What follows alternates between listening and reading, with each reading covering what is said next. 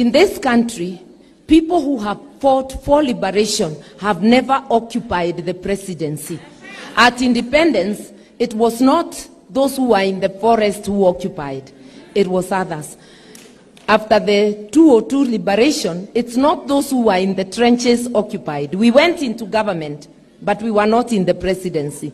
This is a unique time. It's the only time that those who have fought for liberation are likely to sit in the presidency. Make it happen. Make it happen. Make it happen.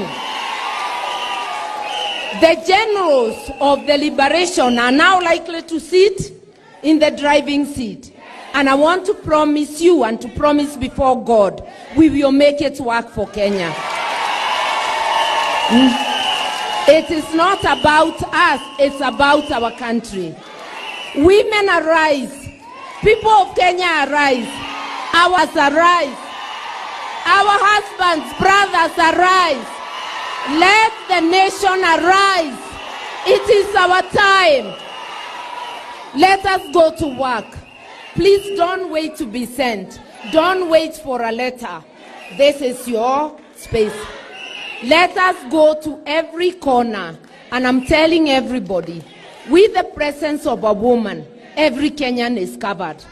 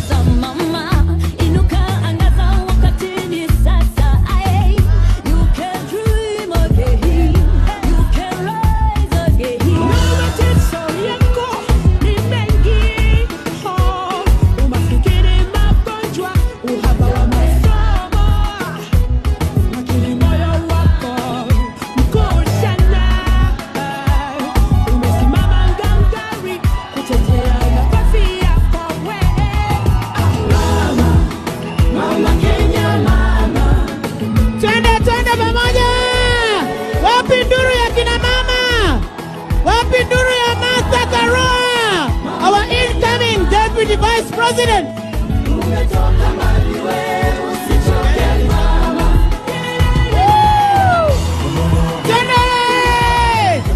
One for Mata.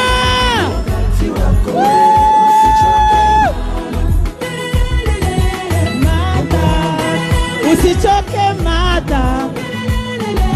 Mata. Usichoke.